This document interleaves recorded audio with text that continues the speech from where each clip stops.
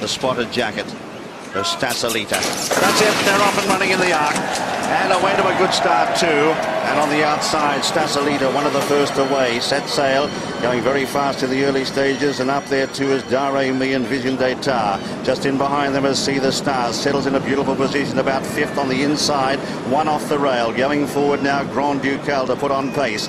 Further back is La Boom, and then on the outside is Cavalryman trying to get across. Further back in the field is Zane, followed then by Getaway, and back there is Berestam. Conduit is right there in the centre in the light jacket. Well back in the field too in the early stages. At this stage is Hot Six, followed then by Magadan, and See the Stars has just lost a little bit of ground there as they head down the side, and as they settle fully into stride, it's Grand Ducal who's out in front by 2 lengths to Stasalita, who's got over beautifully. In third is there Conduit the outside from Dare Me in the pink jacket the inside. Berestam is further back in the field, followed then in the centre by Fame and Glory. Conduit behind them, the light jacket, then See the Stars, yellow and purple right there bang in the centre, followed then by Getaway. Back in the field too at this stage, out wide is Magadan, giving them a long start, preceded by the Bogbury La Boom. Then Zane smothered up on the fence, but set sail with 6 furlongs to go, is 4 or 5 lengths clear of the stablemate Grand Ducal. Then about 8 lengths to Stasalita, Dare Me. The outside Cavalryman has got over close, followed then by Vision d'Etat, and these leaders are getting right away from them as they pass the 1,000-metre mark, 5 furlongs from home. Further back is Berestam, followed in the centre by Fame and Glory and a nice posse. They're followed then by, back in the field at this stage, Conduit. See the Stars on the inside of runners, and about 6th of that group, that third group, followed further back in the field then by Hot Six and the Bogbury, giving them a long start. They race towards the turn in the arc, and the leaders are a long way clear. Set sail, and also on the outside, the other one, Grand Ducal. They're about 5 in front now of Stasalita. He's getting up on the inside on See the Stars. He's got 6 or 7 lengths to make up. He'll have to be a champion. Stasalita races into the lead now. 2 in front. He is a champion, I reckon. He's got the run now in the centre. He's out after the leader. He picks up Stasalita. He powers clear. See the Stars racing away. Perfection in equine form. A horse of a lifetime. He's just going to go on and win the arc by 2 lengths. Tight second.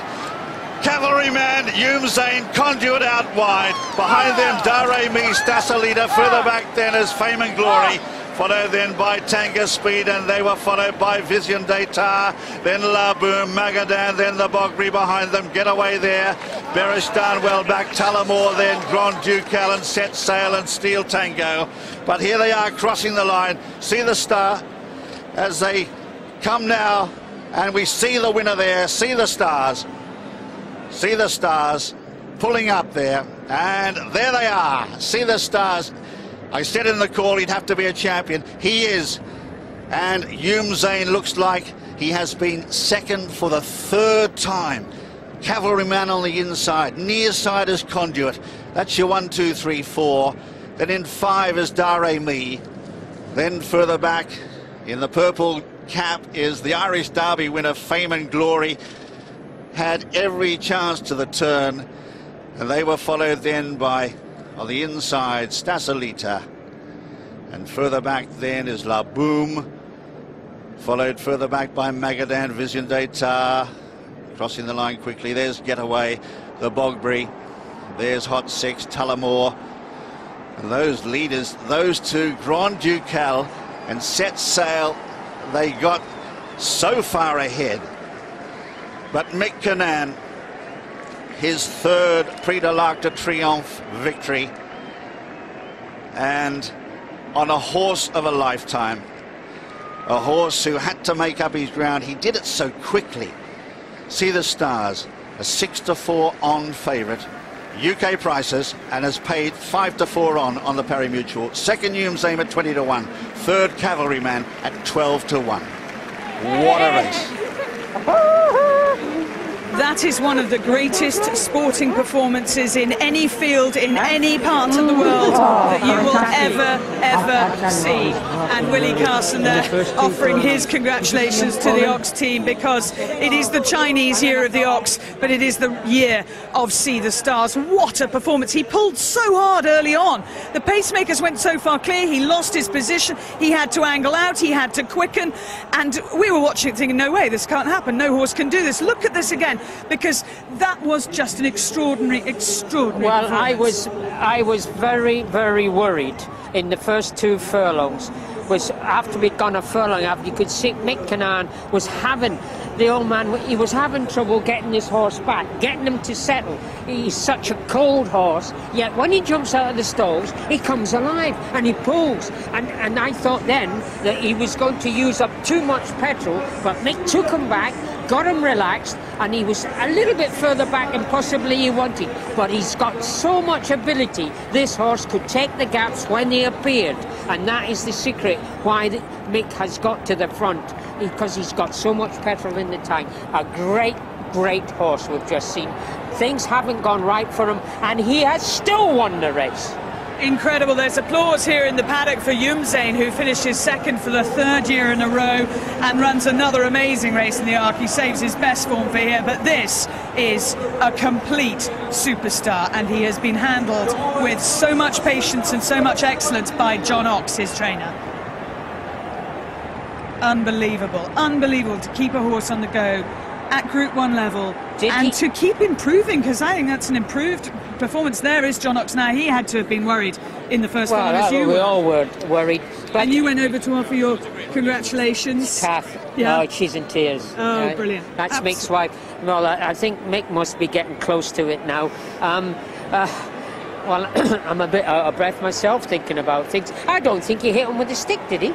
He gave him a belt when he got to the front just to make sure, but what a nice school ride. Mick Canaan, you know, on the big day, he's absolutely brilliant. He was in a horrible position. He knew the pacemakers are coming back, and he just angled out in time. Yes, he did hit him. He wasn't going away. Oh, what a lovely horse. But there's this thing about him coming out the stalls and going like he attacks the race like a sprinter. We can see the reaction here of John Ox. We saw the emotion that he feels for this horse and the piece that Rishi did with him. And he is, you know, he's not a man who jumps and shouts and gets excited, but my word, this means the world. This horse means the world to him. Well, I think we've possibly seen one of the best horses ever to... Possibly? Well... Take the possibly out. That's his owner, Christopher Choi. We may have seen the greatest ever. We've definitely seen one of the greatest. And it's probably the best training performance ever. To keep this horse on the go all year. He said it's very hard for 3-year-olds from the spring right up until now to keep them sweet and happy. Definitely. And he's done a marvellous job.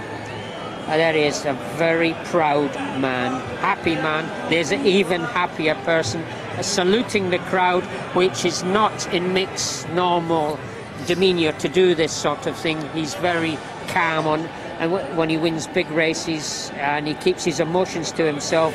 But there you go. There's a little bit of a relief. Relief. There's the young owner, the 29-year-old, 27-year-old. Mick Canaan showing his emotions. I love the comment from Mick Canaan when he said, when he first sat on this horse, I couldn't believe my luck that I was sitting on a horse as good as this in 49th year. Well, let's hear from the winning trainer, John Ox, as with Rishi now. John, how's your heart?